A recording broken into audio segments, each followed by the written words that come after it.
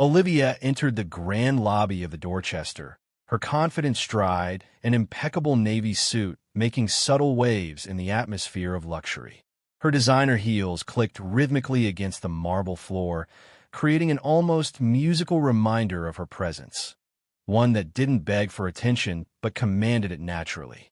The afternoon light streamed through tall windows, casting a golden glow across the opulent space where London's elite typically conducted their business affairs. Olivia had been here before, though usually for client meetings rather than as a guest herself. Today was different.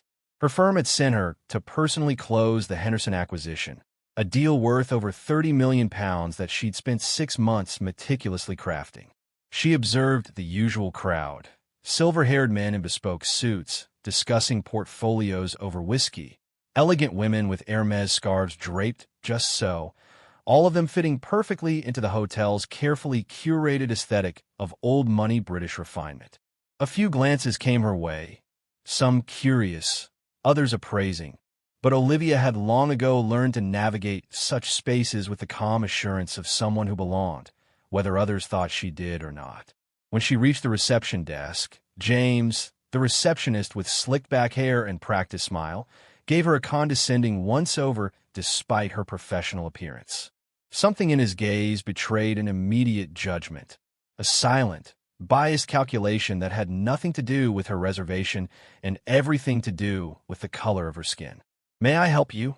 he asked, his tone suggesting she might have wandered into the wrong establishment. Olivia maintained her composure, her expression revealing nothing of the weary recognition that flickered behind her eyes.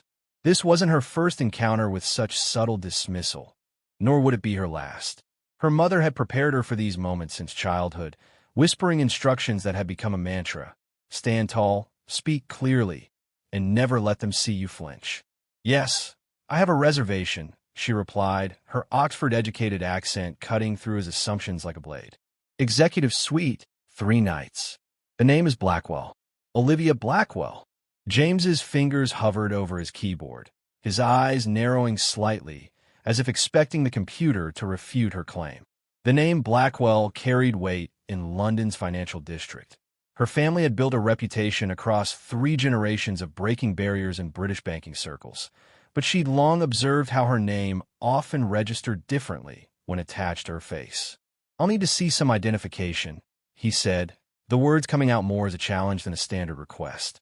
Olivia reached into her Burberry tote, removing her passport and company credit card with unhurried precision.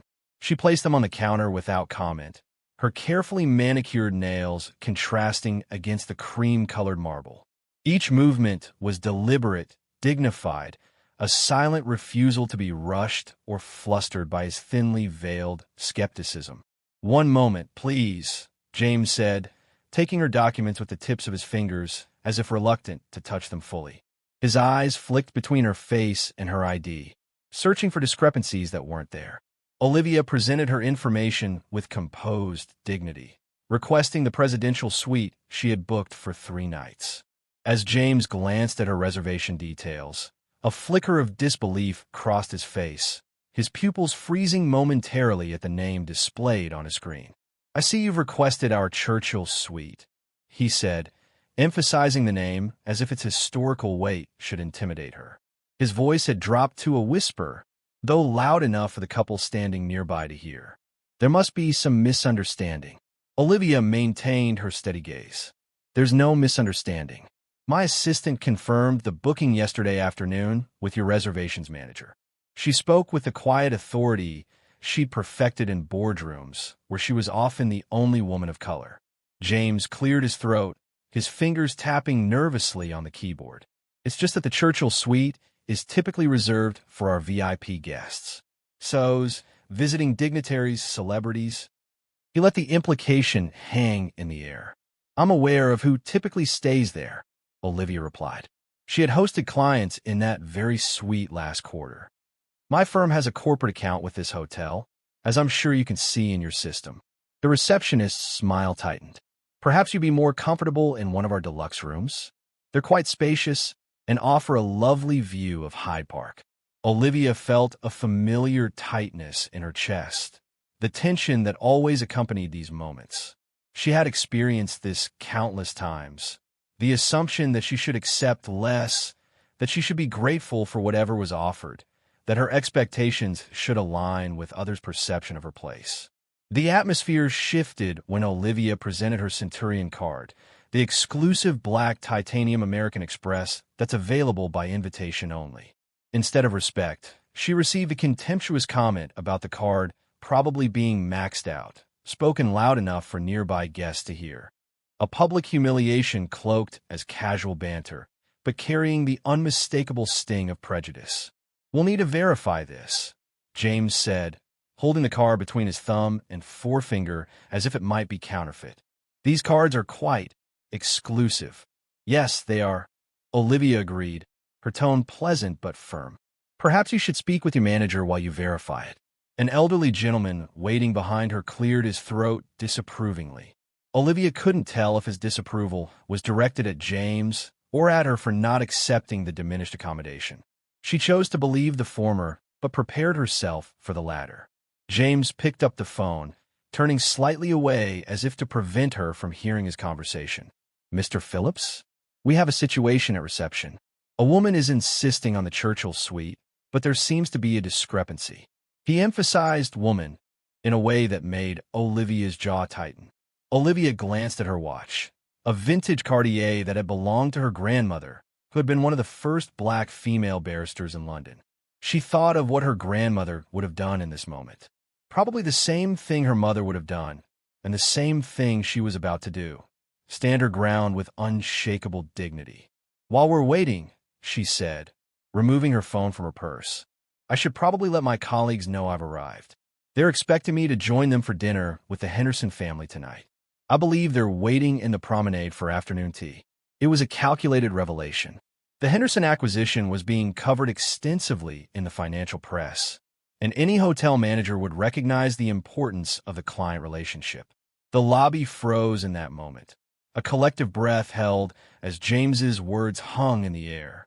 Several guests turned to observe the interaction, and while no one laughed at his remark, the silence that followed made the insult echo even more loudly in the elegant, quiet space. A woman in a cream-colored Chanel suit paused mid-conversation, her teacup suspended halfway to her lips. Two businessmen near the grand piano exchanged uncomfortable glances. Olivia didn't react outwardly. No anger flashed across her face, no defensive response sprang from her lips. Instead, her eyes became razor-sharp, like cold metal reflecting light, and she simply stared at James, creating a moment of tension so thick it could be carved with a knife, her dignified silence more powerful than any verbal retort. The seconds stretched between them, each one amplifying the receptionist's discomfort. Perspiration appeared on his upper lip as her unwavering gaze held him accountable. He shifted his weight from one foot to the other, his practiced hospitality smile faltering under the weight of his own words and her silent assessment. In that brief moment of quiet confrontation, Olivia thought of all the times she'd been in similar situations.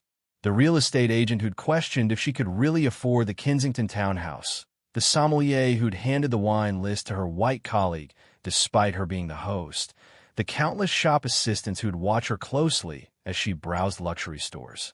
Her mother had taught her this technique. "Let them sit in the discomfort of their own making," she'd say. "Your silence forces them to hear themselves." Around them, the hum of the lobby grew abnormally hushed. The usual subdued chatter of the afternoon tea crowd diminished to whispers. Even the pianist in the corner seemed to play more softly, as if the hotel itself were holding its breath. James finally broke eye contact, looking down at his computer screen with exaggerated interest. "I'll just verify this card," he mumbled, reaching for the phone again with slightly trembling fingers. An older gentleman at the concierge desk, who had been observing the exchange, quietly stepped away from his station and approached. He wore a name badge identifying him as William, head concierge, and the silver pins on his lapel suggested decades of service to the hotel. "Is everything all right here?" he asked, his weathered face creased with concern. His gaze moved from Olivia to James and back again, assessing the situation with practiced efficiency. "Mr. Phillips is checking on my reservation," Olivia replied evenly, still maintaining her composure. "There seems to be some confusion about my booking of the Churchill suite."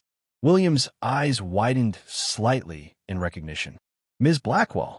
He pronounced her name with immediate deference. "From Harrington Partners?" Olivia nodded once, the barest acknowledgement, but enough to confirm his suspicion. "I believe I helped your assistant arrange some details for your stay last week," William continued, his tone shifting to one of professional warmth. "You requested fresh orchids in the suite and transportation from Heathrow, if I recall correctly."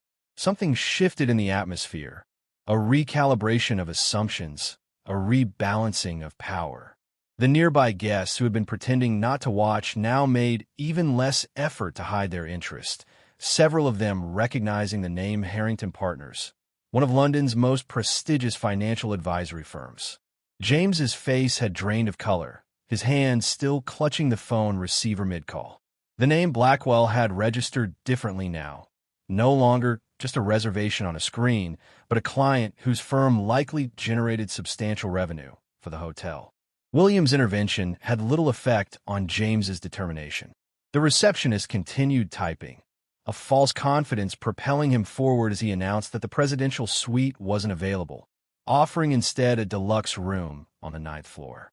His explanation about system issues was delivered with a thinly veiled smirk and another jab about card problems, driving home his disdain. "I'm terribly sorry, but it appears the Churchill suite has been flagged for maintenance this week," James said, not sounding sorry at all. "Something about the air conditioning system. I can offer you our Parkview Deluxe on the 9th floor instead." He tapped at his keyboard with exaggerated purpose. "Of course, we'll adjust the rate accordingly, assuming your card processes correctly." William's eyebrows shot up. "James, perhaps we should." "It's quite all right," Olivia interjected smoothly, cutting off the head concierge's attempt at intervention. To everyone's surprise, she simply nodded and accepted the downgrade without argument, a reaction that momentarily unsettled James. His smug expression faltered, replaced by a flicker of uncertainty. Bullies, Olivia had learned long ago, were often most confused by calm acceptance. They craved the satisfaction of provocation. "The 9th floor will be fine," she said, her voice carrying just enough volume that nearby guests could hear her reasonable tone. "Please ensure the Henderson party is notified of my room number when they arrive this evening. We'll be finalizing acquisition details over dinner." At the mention of the Henderson name, William's professional demeanor shifted subtly to one of heightened attention. The Hendersons were British retail royalty, and their pending acquisition had been front-page news in the Financial Times for weeks. "Of course, Ms. Blackwell," William said, shooting a warning glance at James. "I'll personally see to it." James reluctantly slid a key card across the counter. "Room 912, he said flatly, his earlier bravado diminished but not entirely extinguished. "Elevators are to your right." Olivia collected her card without comment, her movements unhurried and deliberate. She tucked her wallet back into her purse and gathered her carry-on luggage. As she walked away toward the elevator, her deliberate steps echoed through the marble lobby like quiet promises of consequences to come, leaving behind a lobby that seemed suddenly aware that something significant had just transpired. The elderly couple who had been waiting behind her approached the desk, the gentleman leaning in to whisper something to his wife. She nodded, her disapproving gaze fixed on James. A group of American tourists near the entrance had paused their animated discussion about West End shows to observe the scene. Even the bartender at the lobby bar had stopped polishing glasses to watch Olivia's departure. Inside the elevator, Olivia finally allowed herself a moment of private reaction. Her shoulders dropped slightly as she exhaled a long, controlled breath. She wasn't naive. This situation wasn't unique or even unexpected. What people like James never understood was that she had been navigating these waters her entire life, each encounter adding another layer to her armor of composure. She took out her phone and sent a brief text to her assistant. "Checked in. Room change. 9th floor, not presidential suite. We'll explain later." Then, after a moment's consideration, she added a second message. Pull our company's annual expenditure at the Dorchester for the last 3 years. I'll need it tomorrow. The elevator doors opened on the 9th floor, and Olivia stepped out with renewed purpose. This situation wasn't finished, not by a long shot, but she would address it on her terms, in her time. First, she needed to prepare for the Henderson meeting.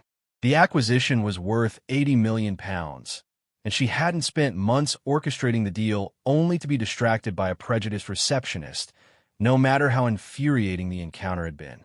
What James and the hotel staff didn't realize was that Olivia was actually Olivia Blackwell Richardson, the powerful CEO of Meridian Capital Partners, one of the most influential investment firms in international finance.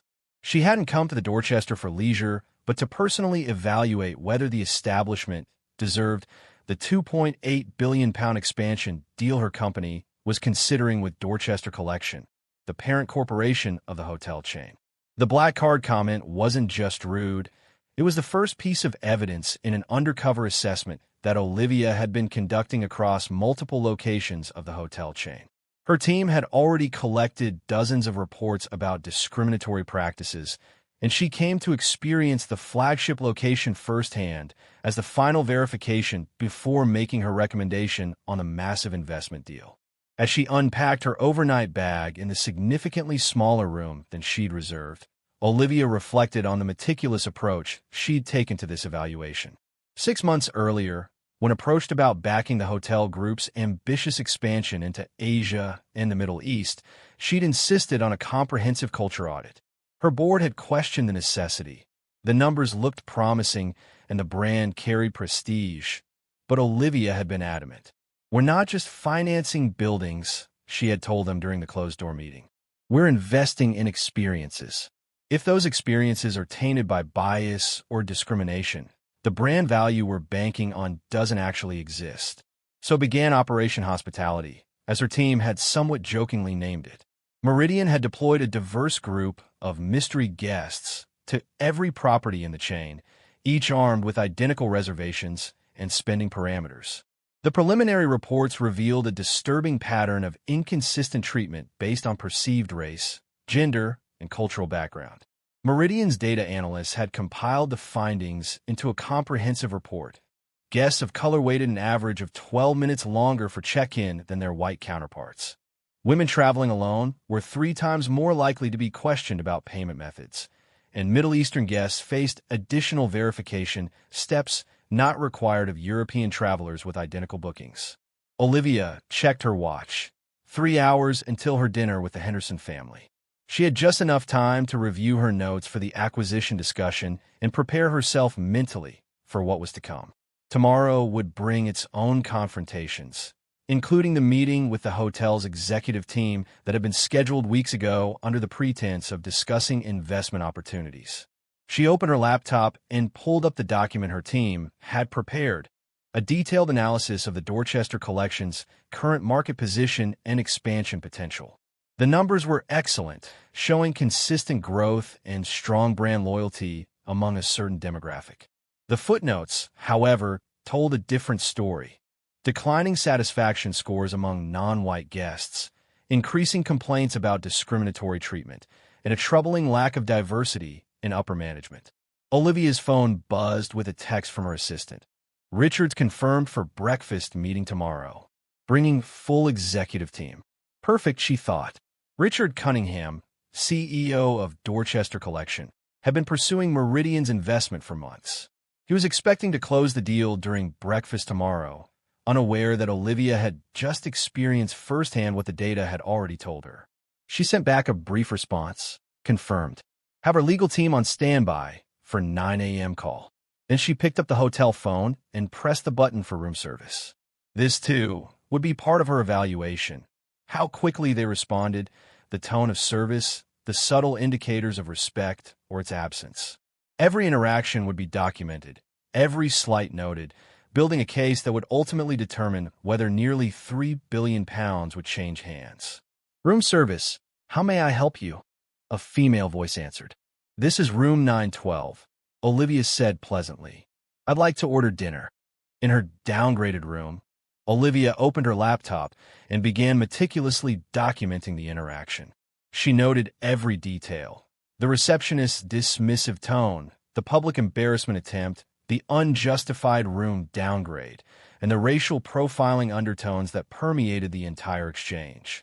This wasn't an emotional reaction, but a professional assessment, another data point in a growing file that would determine the fate of Dorchester Collection's expansion plans. She didn't feel anger, but rather disappointment and resolve. The cool, methodical determination of someone who had both the power and responsibility to address systemic prejudice disguised as premium service. The room itself became part of her evaluation. Although marketed as deluxe, it showed subtle signs of being less maintained than comparable rooms at competitor hotels she'd recently visited. The desk chair had a slight wobble. The view overlooked an air conditioning unit rather than Hyde Park as advertised. The complimentary fruit basket contained slightly bruised apples and underripe pears, small details that spoke volumes about how the hotel viewed guests assigned to these rooms. Olivia pulled up the standardized evaluation template her team had developed and began filling in the fields with clinical precision.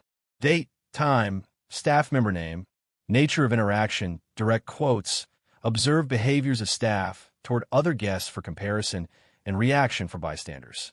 She attached the audio recording from her phone, a legal precaution she always took in professional settings, with appropriate notifications posted throughout the hotel about surveillance for security purposes.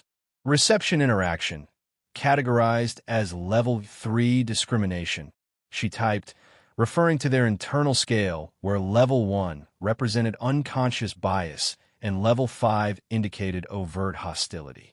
Subject displayed consistent pattern of behaviors documented at other properties. Deliberate intimidation tactics. Explicit questioning of financial credentials despite verification. Public humiliation attempt. The dinner she'd ordered arrived promptly, though the server's manner was noticeably cooler than what she'd observed being offered to other guests during her walk through the restaurants earlier. Another data point. Another note in her file. As she ate, Olivia reviewed her meeting notes for tomorrow. Richard Cunningham, the CEO of Dorchester Collection, had been persistent in his pursuit of Meridian's investment. Their most recent valuation had made headlines in the financial press, and Cunningham clearly viewed her firm's backing as both financial security and a prestigious endorsement. He had no idea that Olivia had already met with 3 competing luxury hotel groups in the past month, all eager for the same investment. Her phone buzzed with an email from her assistant. Background check on James Peterson, reception staff, complete. 3 previous complaints filed by guests of color, all dismissed by management as misunderstandings. No disciplinary actions on record. Olivia wasn't surprised. This matched the pattern they'd found across the organization. Individual incidents treated as isolated misunderstandings rather than symptoms of a systemic problem. It was always easier to dismiss the uncomfortable truth than to address the underlying culture that enabled such behavior. She drafted a brief response. Add to file.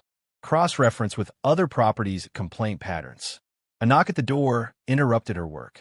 She closed her laptop before answering, revealing William, the head concierge, standing in the hallway with an apologetic expression.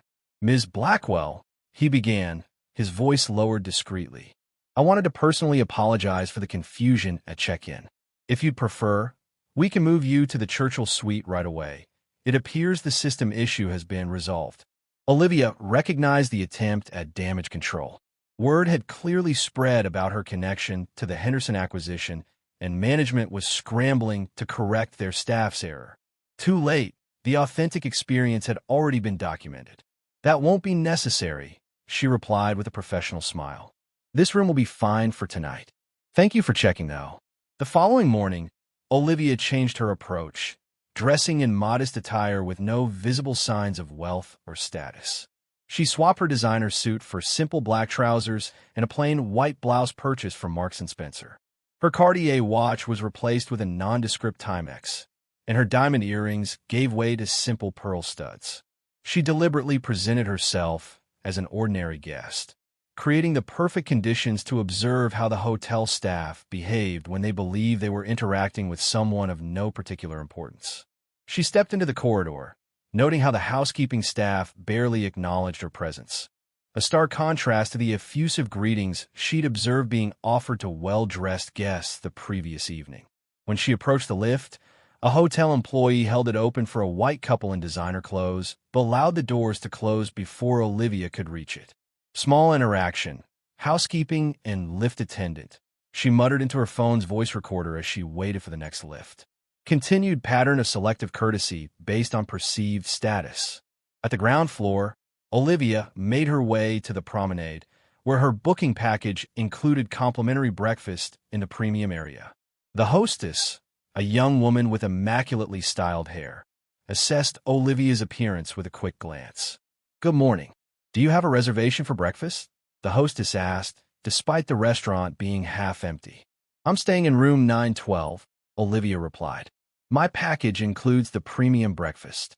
The hostess consulted her tablet, eyebrows raising slightly. "I'm afraid the premium breakfast area is fully booked this morning. We can seat you in the standard dining section if you prefer." Olivia glanced past her to the premium section, where several tables sat empty, complete with reserve signs that hadn't been there when she'd walked through the previous evening. "I see," Olivia said. "And what's the difference between the sections?" "The premium section offers an expanded menu and complimentary champagne," the hostess explained with practiced efficiency. "The standard breakfast is continental style only.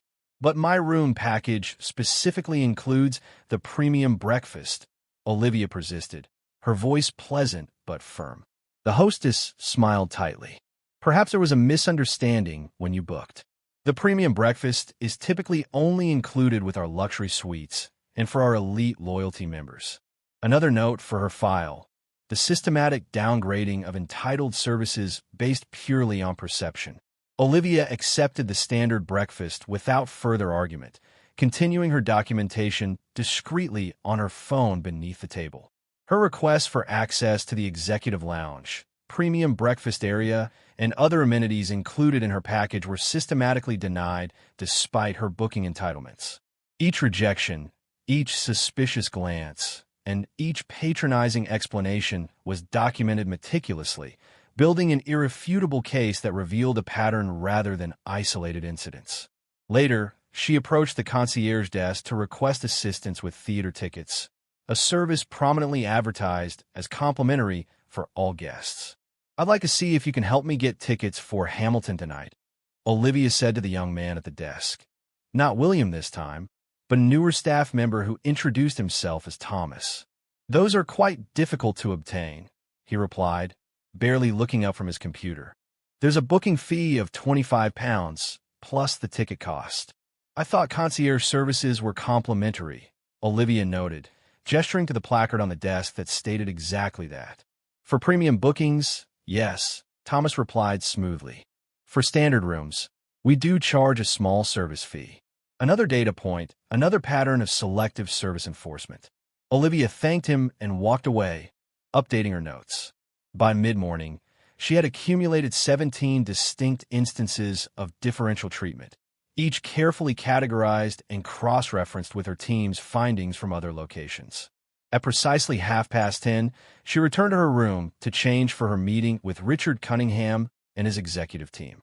She selected her power outfit, a tailored Burberry suit in navy, her grandmother's Cartier watch, and the diamond earrings that had been a gift to herself when she made partner at her previous firm.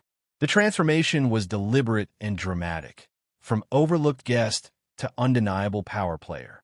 While passing the concierge desk, Olivia caught fragments of a conversation between staff members who didn't realize she could hear them. She paused near a pillar, pretending to check her phone while their words drifted clearly to where she stood.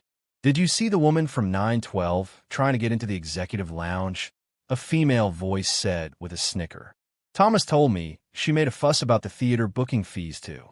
"Probably another PR stunt," replied a male voice she recognized as James from reception. "Head office keeps forcing these diversity bookings on us to look good for the press. Not our typical clientele. At least she's in a standard room where she belongs," the woman responded. When Peterson told me she claimed to be meeting with the Hendersons, I nearly laughed out loud. You should have seen her card yesterday, James continued, his voice dropping slightly, but still audible. Probably maxed out, just paying for the basic room. These people always act entitled when they save up for one night in a proper hotel. Olivia remained perfectly still, letting their words wash over her. The casual way they dismissed her presence cut through the air with unmistakable prejudice. She recognized the term, these people, that catch-all phrase that had followed her throughout her career, no matter how many degrees she earned or how successful she became. She activated her phone's recording function and continued to listen as the conversation devolved further into inappropriate commentary about other guests of color in the hotel. One staff member mimicked an Indian guest's accent while the others laughed. Another complained about a Middle Eastern family who demanded too much attention. These unguarded comments provided the most damning evidence yet, revealing the hotel's culture beyond rehearsed customer service scripts. The staff's casual dismissal of her presence confirmed that what she experienced wasn't just one employee's failing, but a systemic issue embedded in the operational culture of the hotel, one that targeted guests based on appearance and race rather than merit or booking status. I'd better get back to the desk, James finally said. Mr. Cunningham is having some big meeting with investors this morning. The whole management team is in a panic trying to impress them. Good luck with that, the woman replied with a laugh. Probably another waste of time, like that American group, last month. They got all excited only to have the deal fall apart. Olivia slipped away before they could spot her, their conversation still recording on her phone. As she walked toward the meeting room, she felt a strange sense of clarity. The weight of her responsibility settled on her shoulders, not just as an investor considering a financial opportunity, but as someone with the power to demand accountability. She thought about all the people who would stay in this hotel without the protection of her wealth and influence. People who would experience the same treatment but lack the means to challenge it. People who would leave feeling diminished, questioning whether they truly belonged in spaces they had every right to occupy. By the time she reached the corridor leading to the private dining room, where Richard Cunningham and his team waited, Olivia had made her decision. The evidence was overwhelming and undeniable. She stopped recording and sent the audio file to her legal team with a brief message. Final determination made. Proceed with option B. Then she straightened her jacket, centered herself, and pushed open the door to face the hotel executives who had no idea they had already lost her investment and were about to learn exactly why. Back in her room, Olivia updated her evaluation report with time-stamped entries, photographs, and audio recordings collected through discrete devices. The document grew to dozens of pages, each section meticulously categorizing different forms of discrimination observed throughout the property. The picture emerging from her assessment was unambiguous. The Dorchester systematically discriminated against guests of color through subtle but consistent patterns of behavior. From denied amenities to different service standards, from suspicious questioning to seating arrangements in public areas. Every touchpoint revealed the same underlying bias, all hidden behind polite smiles and policy excuses. She organized the evidence into categories that would be meaningful to both her board and the legal team: customer service disparities, amenity access restrictions, staff conduct, management awareness, and financial implications.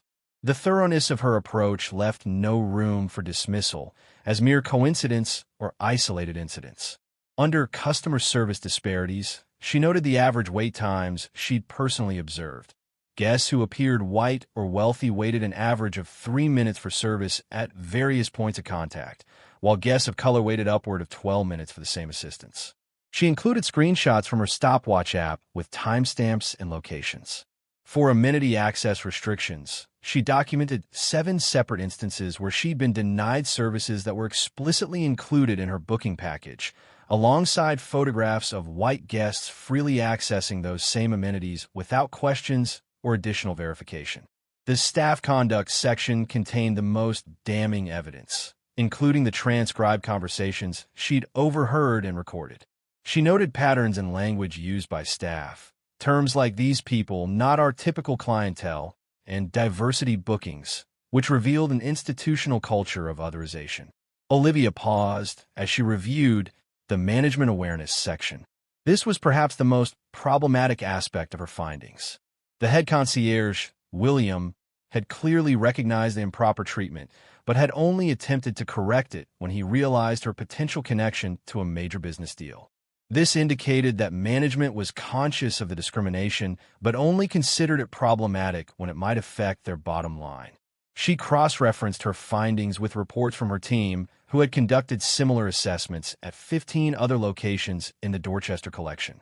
The patterns were consistent across properties, suggesting company-wide issues rather than isolated problems at individual hotels. The final section, financial implications, was what would most interest her board. Here, Olivia calculated the business cost of such discrimination, decreased repeat bookings from minority guests, estimated at £78 million annually across the chain, increased complaint handling costs, potential litigation exposure, and brand reputation damage that could affect market valuation by up to 15%. As she finished compiling the report, Olivia's phone chimed with a calendar alert. Her meeting with Richard Cunningham and his executive team would begin in 30 minutes. They would be expecting her to discuss the terms of Meridian's proposed investment in their expansion plans. Instead, she would be presenting them with a very different kind of proposal. She saved the document, encrypted it, and sent it to her executive team and legal department with a single line, proceeding with meeting as planned. Full board review scheduled for tomorrow at 9 a.m. Then she gathered her materials for the meeting.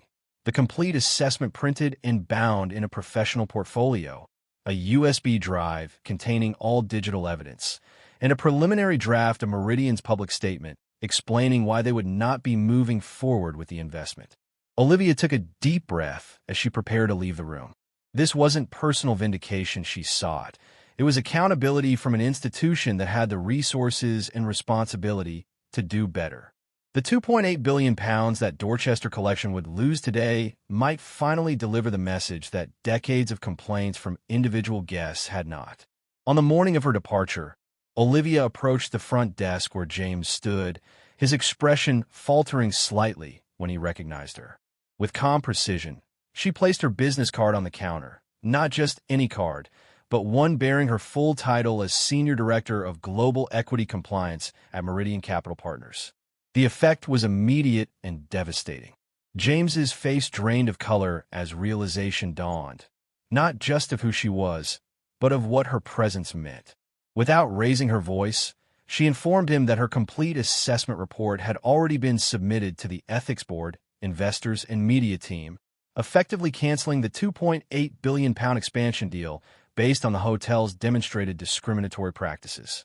"I believe we had a misunderstanding about my card yesterday," Olivia said, her voice measured and clear enough that nearby staff members turned to listen. "This should clarify things." James stared at the embossed card, his fingers trembling slightly as he picked it up. The Meridian Capital Partners logo gleamed under the lobby lights, the same logo that had been displayed on presentation materials throughout yesterday's meeting with Richard Cunningham. "Ms. Blackwell Richardson," he began, but Olivia raised her hand slightly to silence him. "I'm not interested in personal apologies, James," she said. "This isn't about you specifically, though your behavior was thoroughly documented. This is about systemic issues that your management has failed to address despite numerous opportunities." She maintained steady eye contact as panic visibly spread across his features. Several other staff members had edged closer, including William, the head concierge, whose professional composure was cracking as he overheard the conversation. "The meeting with Mr. Cunningham yesterday was quite illuminating," Olivia continued. "When presented with our findings, he insisted these were isolated incidents exaggerated by oversensitive guests. Our evidence proved otherwise." James swallowed hard. "I'm sure there's been some misunderstanding." "There's been no misunderstanding," Olivia interrupted. "My team conducted identical assessments at 15 properties in your chain over 6 months. The patterns were consistent across locations, staff shifts, and booking channels. We gave your executive team the opportunity to review our preliminary findings yesterday and propose remedial actions. They chose to dismiss our concerns. William stepped forward, his professional demeanor firmly back in place. Ms. Blackwell Richardson, perhaps we could discuss this in private. I'm sure we can. The time for private discussions has passed, she replied, maintaining the same calm tone. Meridian Capital Partners will be issuing a public statement this afternoon explaining our decision to withdraw from acquisition negotiations with Dorchester Collection. The statement will reference our serious concerns about discriminatory practices observed throughout your organization. She watched as the reality of the situation settled over them. The whispered conversations, the dismissive treatment, the casual prejudice, all of it had been meticulously documented by someone with the power to hold them accountable. The £2.8 billion deal that management had been celebrating prematurely was now dead, and they had played a direct role in killing it. Your bill has been settled, Olivia said, sliding her room key across the counter. I'd like a receipt emailed to the address on my card. Without waiting for a response, she turned and walked toward the exit, where her driver waited. She didn't look back at the lobby that had fallen into stunned silence. She didn't need to. The message had been delivered, and for once, it would be impossible to ignore. As her car pulled away from the Dorchester, Olivia opened her phone to review the public statement her PR team had prepared. The headline was simple but powerful. Meridian Capital Partners declines investment opportunity, citing ethical concerns. Beneath it, a detailed explanation of their decision-making process and the evidence that had informed it.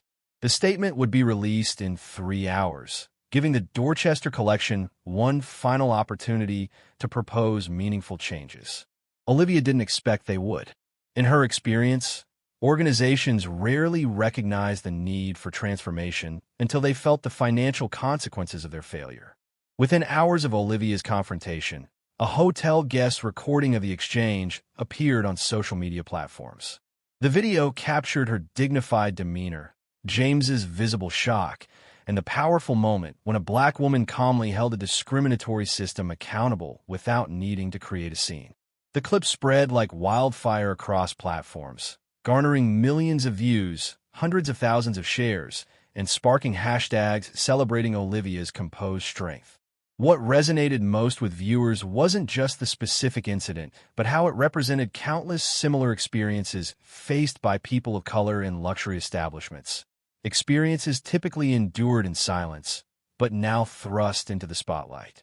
When she placed that business card down, I felt that in my soul, commented one user on Twitter, garnering 27,000 likes.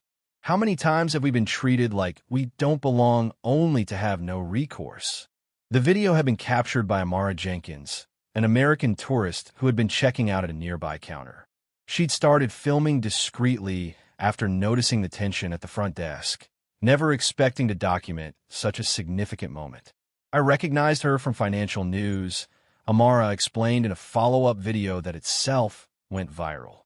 When I heard her mention the billions in funding being pulled, I knew this was something important. The way she handled it, so calm, so professional, but absolutely devastating, was just masterful. By mid-afternoon, mainstream British media outlets had picked up the story. The BBC ran a feature exploring the broader implications of Meridian's decision, while The Guardian published an op-ed titled The Check-In Counter-Checkmate: How Corporate Discrimination Costs Billions. Business analysts on Sky News dissected the financial fallout for Dorchester Collection, with estimates that their share value had already dropped by 11% since the video began circulating. The hashtag business card moment trended nationwide as people shared their own experiences of discrimination in hospitality and other service industries. Many posts included photographs of business cards representing positions of influence, a visual reminder that power and prestige exist in diverse forms that aren't always immediately visible. I've been carrying this feeling for years, wrote Dr. Layla Patel, a prominent neurosurgeon whose tweet received massive engagement. Every time I'm mistaken for support staff in my own hospital, every time I'm questioned about my qualifications, I've wished for my own business card moment. Olivia's phone buzzed continuously with notifications as the story spread, though she responded to none of them. In her London apartment, she watched the coverage with mixed emotions. This hadn't been about public validation or viral fame. It had been about accountability. Yet she recognized the importance of the conversation her actions had sparked. The most meaningful message came from her grandmother, who had faced similar discrimination decades earlier without the recourse or platform Olivia now had. You stood tall today, just as you were raised to do. Not with anger, not with volume, but with truth. I couldn't be prouder.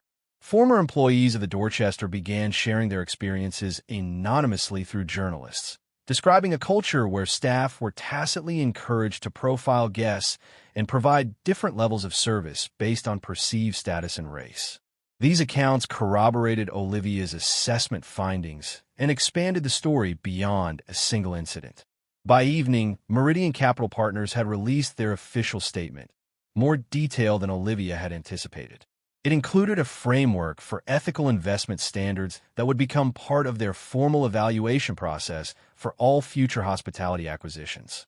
Equity isn't just a moral imperative, it's good business, the statement concluded. Companies that discriminate lose talent, customers, and ultimately value. Today's decision reflects our commitment to rewarding excellence in both service and ethical standards.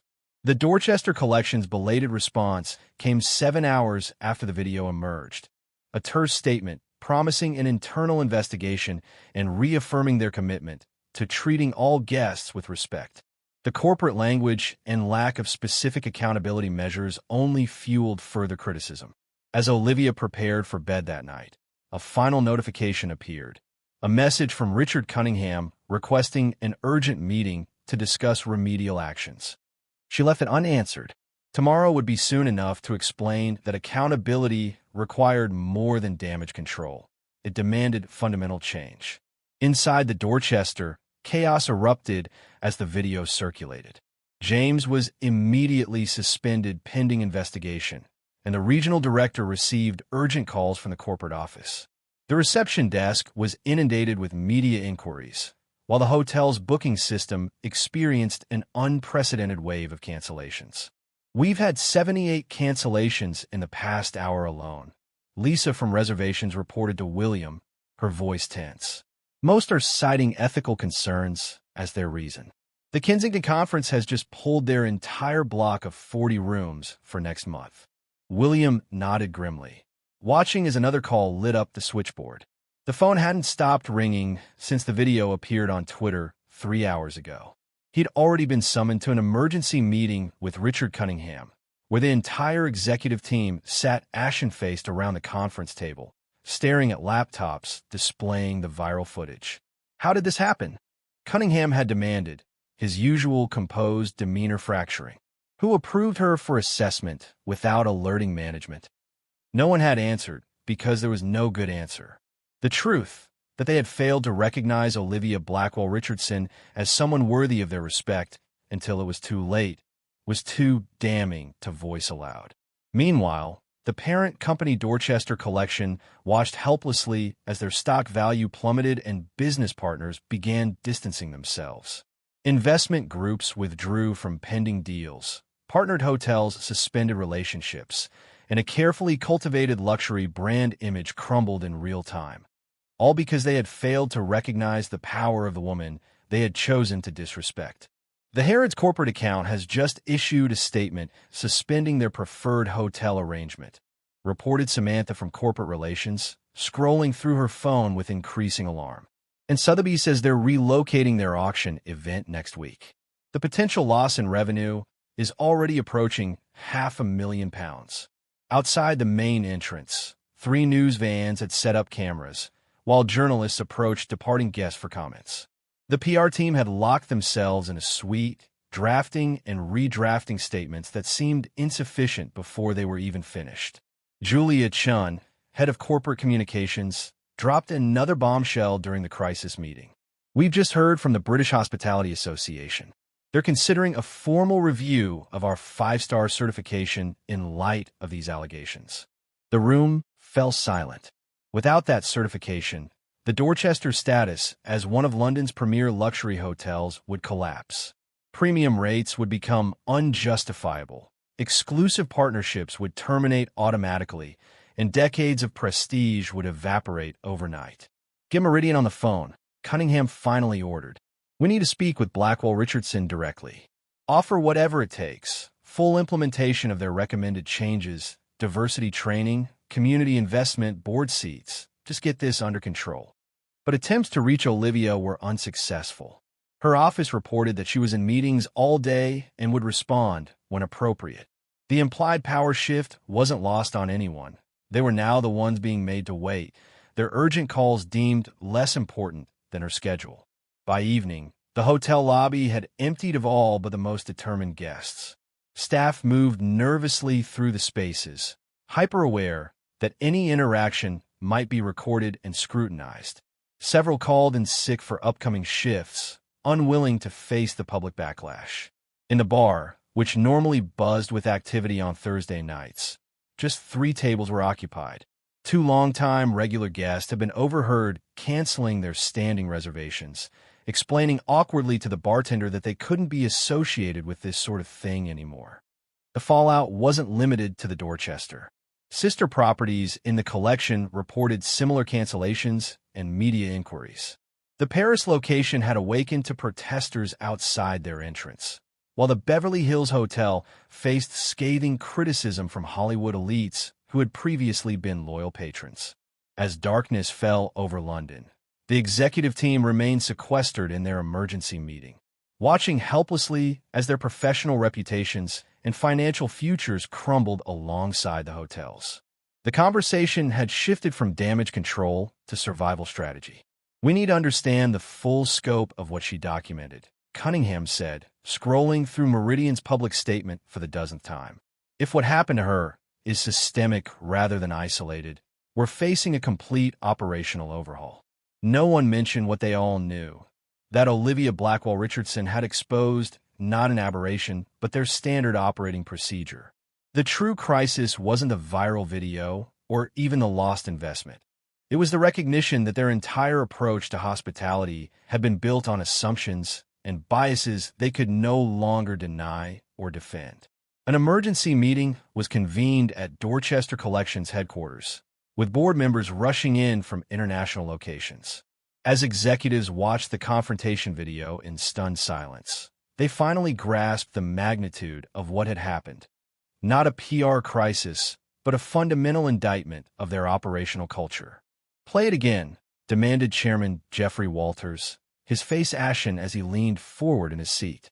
The boardroom remained silent except for Olivia Blackwell Richardson's measured voice coming through the speakers. "This isn't about personal apologies. This is about systemic issues that your management has failed to address despite numerous opportunities." The company's attempts at damage control proved futile as Olivia's detailed assessment report became public, revealing not just the personal incident she experienced, but a pattern of discriminatory behavior across multiple properties. Each documented case validated her conclusions, transforming what might have been dismissed as an isolated incident into irrefutable evidence of systemic racism within the organization. "She conducted identical assessments at 15 of our properties," explained Chief Operations Officer Eliza Montgomery, flipping through the report. "The findings are consistent across locations. Black guests wait an average of 8 minutes longer for service, are questioned about their reservations 3 times more frequently than white guests, and experience amenity access denials at a rate 7 times higher." The data was devastating in its precision. Olivia and her team had meticulously tracked everything from eye contact duration to room assignment patterns, creating irrefutable statistical evidence that supplemented the more subjective experiences. The methodology was sound enough to withstand any attempt to discredit it. "We're looking at extensive litigation exposure," warned legal director Marcus Thompson.